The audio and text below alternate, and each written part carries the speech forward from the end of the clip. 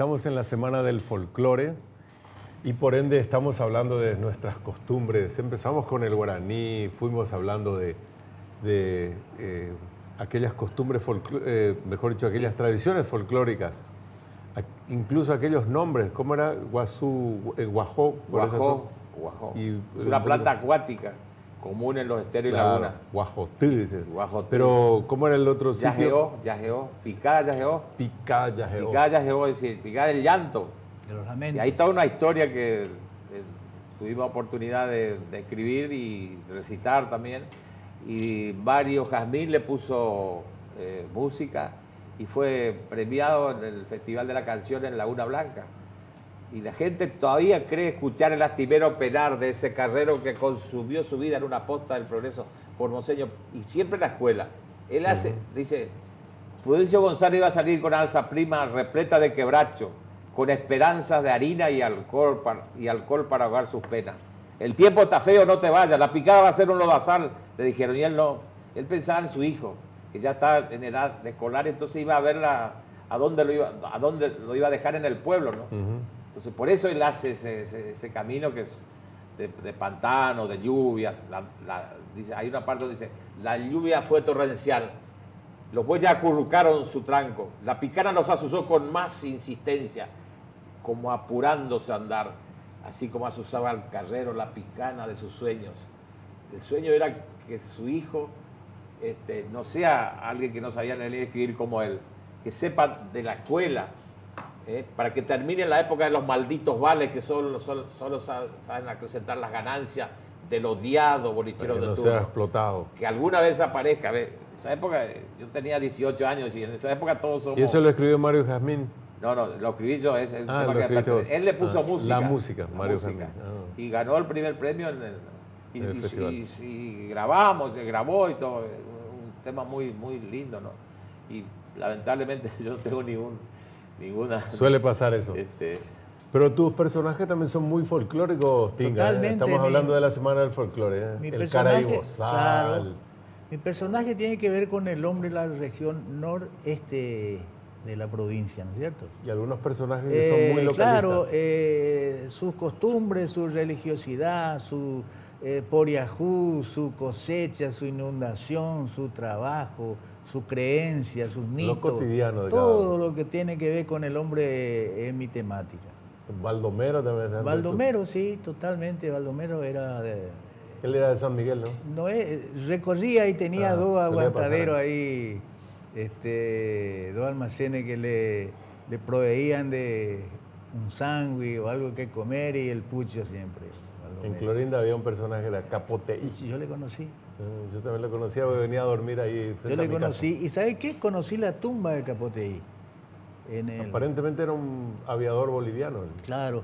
Vos sabés que en la tumba de Capoteí... Quedó el habla. En la tumba de Capoteí van los chicos en época de examen a rogarle para que salga bien en el examen. Y si sale bien, le llevan la hoja del examen. Yo cuando fui, en la tumba de él había varias hojas de examen. Está entrando en el cementerio de Laguna Blanca, de Clorinda, sí. A la mano izquierda, en uno de esos caminos principales. Sí, sí. En esa como zona, yendo a la cruz, así, principal. A la mano izquierda de la cruz. Ahí está la tumba de Capoteí. Yo lo conocí. Frente a mi casa venía en un alero ahí a dormir cada noche. Sí, totalmente. Y mi hermana menor escribió hizo un escrito sobre él. La maestra lo publicó en un libro, pero no me acuerdo en qué libro era en esa época. Mario Jazmín también escribió un tema de él que yo le ilustré en base a recordando lo que yo lo había visto hace muchos años, lo vi en... Usaba unos borceguíes, unas tipo claro, botas, y un capote. Claro, y una onda también. Sí, cuando lo que le tentaban, como se tentatas, él le amagaba con la onda. Vos sabés que... bien moreno era. En una de esas reuniones culturales que se hizo en Clorinda, un señor de unos 90 años más o menos, lo conocía a Capote, hizo toda una historia de que lo trajeron y lo dejaron de Asunción, parece que después de la guerra del Chaco era, ¿no es cierto? Sí, sí. Pasó un tiempo ahí, después lo trajeron una noche y lo dejaron en Clorinda. Decía el señor hace muchos años. Yo lo conocí en la década, fines de la década del 50 más o menos. Yo lo conocí del 61 al 66, 7 que yo estuve viviendo en Clorinda en esa época. Sí, Capotelli. era muy conocido. Sí, personaje.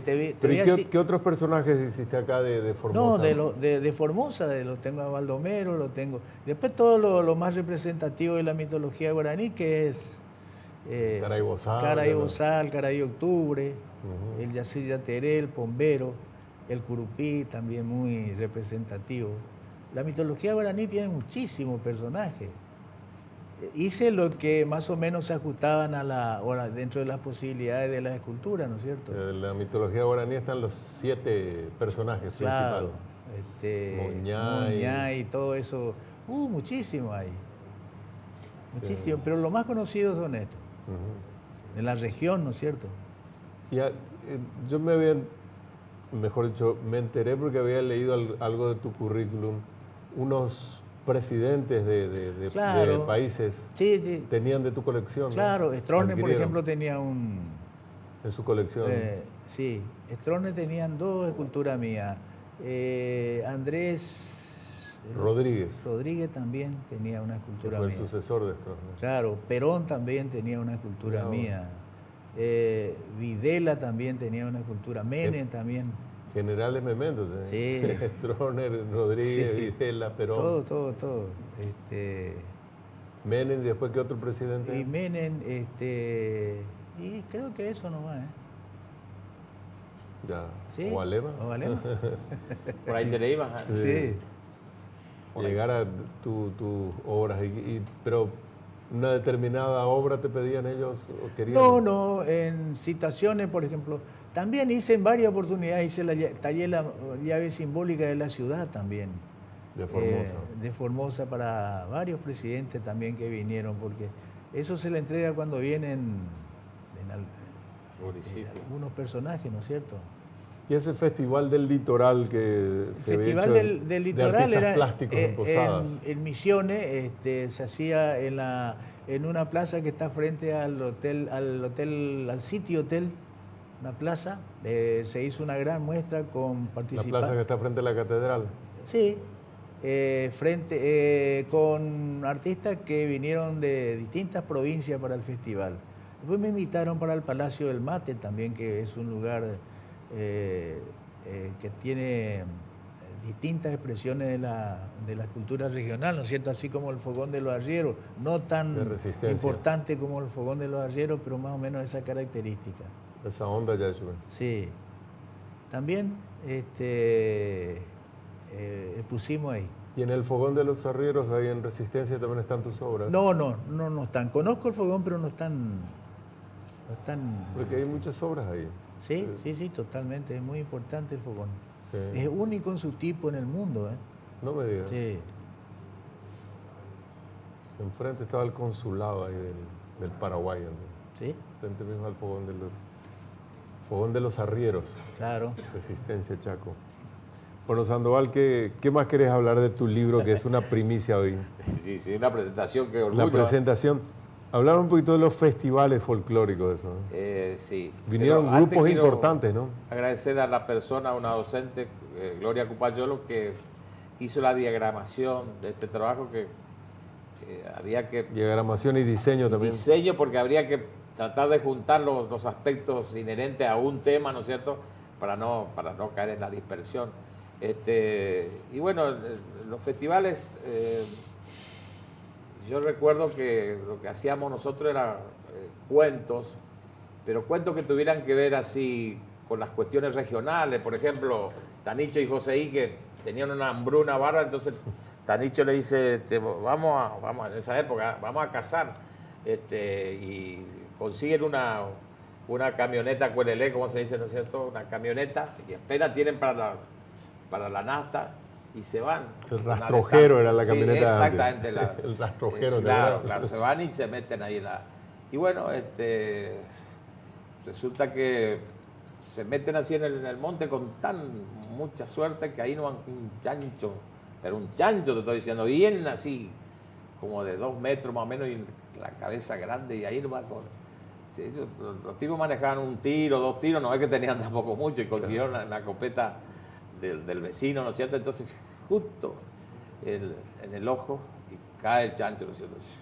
Y por supuesto enseguida arman la madera para tratar de sacarlo a la ruta, ¿no? Y ponerlo en la camioneta. Tanicho y José, y el que manejaba era Tanicho, ¿no? Y aguantando 5 kilómetros más o menos para llegar al control. En esa época estaba el control de gendarmería. Y no era fácil pasar, ¿no es cierto? Entonces dice, no. Le dice José y a Tanicho, yo me voy a bajar nomás acá, porque acá sabes lo que va a pasar. No van a sacar el chancho, vamos a ir presos, vamos a ir... No, yo me voy a bajar, no. No, le dice, pero vos sabés que este mundo es de los audaces, primo, le dice. Espera nomás, dice, está todo previsto. Entonces, lo visten al chancho. Le ponen una camisa, le ponen unos anteojos, los dientes por supuesto así, unos anteojos, un sombrerito, y lo sientan en el medio de la camioneta. Llegan al control policial, al control de gendarmería, ¿no? Y entonces le dice, Tanicho González, este es un pariente lejano, le dice, que estaba sentado en el medio, pues. Y mi primo, José, le dice, bueno, el gendarme anota, lo mira, y viene el otro, y le mira, pase nomás, dice, pase tranquilo. ¿Viste qué te dije? Ahora vamos a hacer chorizo, vamos a vender, le vamos a comida al vecino, y qué sé yo. Y mientras tanto, uno de los gendarmes le dice al otro, menos mal que le dejaste pasar enseguida. Yo no aguantaba la risa. ¿Te fijaste qué cara de chancho tenía el del medio? Es una cosa así, yo lo hago más largo, qué sé yo, le da vuelta, qué sé yo. Y bueno, todas esas cositas. Y después el recitado, ¿no? El recitado que era, hacíamos ese tema de Picaya Geo, otros temas, por ejemplo, ahora fuimos por ejemplo, en la zona de Jujuy hay un maestro que era maestro de los Collas, un señor muy, muy conocido, y allí tuve oportunidad también de recitar algo relacionado con el Cristo de la Quebrada, por ejemplo, ¿viste? El Cristo de la Quebrada, pero en general tratamos de hacer cosas referentes a nuestro paisaje regional del noreste, ¿no? Y tenemos escritores como Yamandú Rodríguez, como Me Echaron del Puesto, son recitados muy, muy largos y muy fuertes, digamos. Por ejemplo, un fragmento, y el mocito Beodo maltrató al boyero, empezó a los golpes con los animales y luego a chicotes con peones y perros. Yo estaba en mis cosas junto a los galpones, callado y bichando. De pronto veo al patrón que con toda prudencia vino a imponerle al hijo justicia y respeto. ¿Para qué salería? No bien de buen modo le ordenó al mocito que se jueza adentro, y el patrón juemaba quien tuvo que irse. Delante de nosotros lo retó a lo negro. ¿Qué se cree? Le dijo. Que usted va a tratarme como si fuese uno de estos. Antes de ser su hijo, soy un ciudadano. Un hombre que tiene título, que tiene derechos. Para hacer en su casa lo que se le antoje. Y ande me fastidie, hundirlo en un pleito. Llorando la madre como una criatura, vino a saludar. Pero fue lo mismo pasado que nunca. Se ensañó en la pobre, la puso por el suelo, maldijo la estancia, los peones, los santos y su sangre. Y cuando la madre, temblando de miedo, iba a arrodillarse, se me fue el sentido. Quedé como ciego y lo alcé en los aires. Lo di contra el cerco y no sé, ya digo, si me lo sacaron o lo dejaría creyéndolo muerto. Pensé, mi viejita, que era usted esa madre, y yo ese mal hijo que ha educado el pueblo y que olvidó en los libros lo que un ignorante de los ranchos nuestros, ni chupao ni loco, se olvida un momento. Y aquí estoy, mi mamá. Déjeme besarla y que llore un poco pegado a su seno. Chiquilín de nuevo muchacho, mientras grita alegre, me echaron del puesto, vieja. Me echaron del puesto, justamente se llama. Esos son los hijos que van a estudiar Derecho, justamente. Y, claro.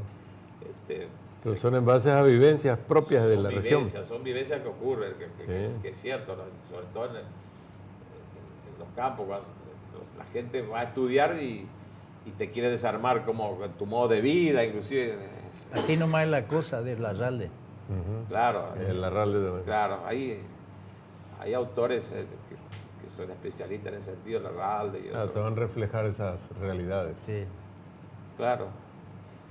Hay temas también, ¿no es cierto? Ahora Van der Molle, que te escribe muy bien, ¿no es cierto? La oración El remanso. Al remanso. O ese Garza Viajeras, novia leves del azul, con rumbo norte salpicando el cielo, va y allá en el río espejó como si fueran pañuelos que Nerón lo anda. Vea, paisano, yo han ido entre pajonales. Pase si gusta compartir necesidades. Vida de pobre. ¿Cómo le canta y le escribe y relata las cosas de las vivencias propias de los campos y cómo nosotros los puebleros, como diríamos, los puebleros, a veces los miramos de reojo. Y tengo temas relacionados con por ejemplo, cuando fuimos con el EMER. EMER es un programa de expansión y mejoramiento de la educación rural, y la gente te ofrece todo en las colonias, en el campo, te ofrece su cama, te ofrece todo. La gente son así. Es tremendo. Muy hospitalaria. Es hospitalaria. Pero eso estoy asociando lo que decía, eso de los pajonales, con lo que hace rato estábamos hablando aquí con Tinga, que sus personajes giran alrededor de lo que ocurre cotidianamente. Totalmente. Sí, el mismo personaje. Las inundaciones. Todo tiene que ver con todo. Completo ahí, mirá. Es que por suerte no tenemos más ahora, ¿no? Claro, toda esa escultura que saco, que vos solés ver en el Facebook. En el Facebook, sí. Y son esculturas que ahí se hace mucho, pero son la misma temática, ¿no es cierto? Y después tiene que ver la costumbre, la idiosincrasia. Claro. Porque yo recuerdo que Mario Claro, y eso es folclore. Tenía un cuento, claro, saber popular. Es decir, él ya por las inundaciones tantas que tuvimos, y se va a buscarle, y la señora está ahí con un perrito, y arriba del techo, ya se estaba llegando al techo, y entonces le dice, vamos señora, vamos, porque ya lo último que estaba venir, vamos. El agua se venía. Si el agua se venía. No, le dice, si no hay que tú ya decidido. Yo no puedo decidir. No, Aurelio, pero hubo a hacerle acá. Aurelio, quien era el marido que le tenía que venir a buscar. Él le tenía que decir si vamos o no vamos. No, si tú ya decidido. Claro, pues la mujer está sujeta al hombre. Claro. Estaba la familia, la mamá y el hijo arriba al techo, a tope el techo del cine estaba el agua. Y a unos 10 metros más o menos un árbol lleno de gallinas. Y le dice la mamá, Juancito, te dejó en Mongarular y Guazú. Pero a que ni maquete. Que le vaya a dar de comer a las gallinas, pero cuidado que no se moje. Sí. Y había que cumplir a pie juntillas. Sí, ¿cómo hace? No, y además, ¿cómo es la expresión de ahí, la expresión de nuestro gobernador, de Gildo Infran, ¿no es cierto? Que además de ser como es, nosotros lo conocemos y soy amigo de la época de cuando él venía a estudiar, ¿no es cierto? Y jugaba al fútbol. Y nosotros íbamos a la casa de su suegro, lo que fue su suegro, y de la familia, porque mi jefe era su secretario de Cultura y Educación, el señor Herminio Bonás, se iba los fines de semana. Entonces yo me acuerdo que él ponía en un altillo donde había libros, porque leía mucho. El señor Baldús leía muchísimo y tenía su lugar ahí de privilegio para... entonces él decía el que decía Gildo, es vencer la adversidad. Vencer la adversidad es un reflejo propio del hombre formoseño, que vence la adversidad. No se rinde. La inundación, la larga sequía, vencer la adversidad. Ahí está, estamos acostumbrados a vencer la adversidad. Y muchas veces, yo de chico veía eso, que la inundación en Clorinda también, me acuerdo de la del 66. Entonces, ¿qué pasaba? Así, calladamente y con estoicidad, esa gente soportaban esas inclemencias de la naturaleza. Y esperar acá, viste, en la zona, acá cerca, ¿no es cierto? Cuando se venía, viste que el agua viene lentamente, y hasta que se rompió la barrera y se vino toda el agua, ¿no es cierto? Y hasta el último momento la gente no quiere dejar. No quiere dejar su pertenencia. Todo lo que el oeste, por ejemplo, hay una que escribió... Apurate, José. del monte del Zamparo, dice el Puinandí que nosotros tanto, dice, no, para el hombre nuestro era común el Puinandí, andar, viste, descalzo. Claro, y con el talón grueso de tanto andar descalzo, sí. ¿no es cierto? Es decir, y la gente que viene de afuera dice, pero mirá, descalzo, ¿cómo? El agua, y se arregla con el agua del Caraguatá. Si no tengo agua, me arreglo con el agua del Caraguatá, que es una agua muy que sirve de mucho, ¿no es cierto? Entonces, vencer la adversidad es eso. El formoseño está acostumbrado a vencer la adversidad, porque no nos olvidemos que nosotros fuimos el último baluarte del aborigen, dice, por el impenetrable chaqueño, que también nosotros tenemos, el impenetrable es el último. Y se vivía con muchas penurias. Con muchas penurias. Sí. Y había que sortear todo eso. Falta de todo. Y hoy Apurate, José. Ese de Teresa Parodi. La misma cosa. Claro. Sí. Y hoy día nuestros adolescentes o jóvenes piensan que Formosa siempre fue así como hoy la conocen. Pero no saben lo que era el ayer, ¿no? No, totalmente. Otra de esa Formosa, ¿no? Y de acá al Chaco, nomás el asfalto, Sí. lo importante fue el asfalto. O los aeroparques y todas cosas que no teníamos. O los caminos, pero los caminos de tierra, ¿cuántos se murieron con la polvareda? Es decir, la tierra... Sí, era un talcal. Claro, un talco que era de 20, 30 centímetros, que es más peligroso que el barro. El polvo, la tierra. Sí, se va a los pulmones, Claro, las vías respiratorias. pero además es peligroso porque vos entras de golpe Sí. y se te dobla y te vas de largo. ¿Cuántos murieron por la polvadera que está en el ambiente, Sí. ¿no es cierto? ¿Cuánta gente? Así que Y sí, las rutas eran angostitas, no como ahora que tenés todo despejado al costado. Me acuerdo acá por Mojón de Fierro se iba antes. entonces cuando por ahí asfaltamos, cuando ponemos piedra en un camino es muy importante porque está salvando la vida de tantas personas que van a pasar por ese lugar, ¿no es cierto? Es decir, uno, me decía el otro día un amigo, la gente se acostumbra, naturalizó esos elementos, concreciones de progreso que son los caminos y demás, ¿no es cierto? O las escuelas. La escuela rancho, y no solamente eso, que el docente recibía su designación y venía en barco, se bajaba ahí en la zona colonial y se metían. Y después, y no estaba en la escuela. Y para esta época había que soportar ñati un barigüí. Pero no estaba en la escuela. Picaban. Entonces se arribaron. Escuela rancho eran. No estaba en la escuela. No había. No había escuela. Entonces venían los pobladores y decían, no, nosotros tenemos la paja, acá tenemos la madera, maestro, palma. La palma. Vamos a hacer la escuela, maestro. Así era todo. Pero esa escuela rancho Todo a que era. pulmones. Esa escuela rancho que después se convirtió en una época en la escuela tapera. La escuela rancho esa. Y hoy qué lujo nuestras escuelas. Todo lo que tenemos. La bichuca, el mal de sí. Chaga. Sí, todo viene de ahí.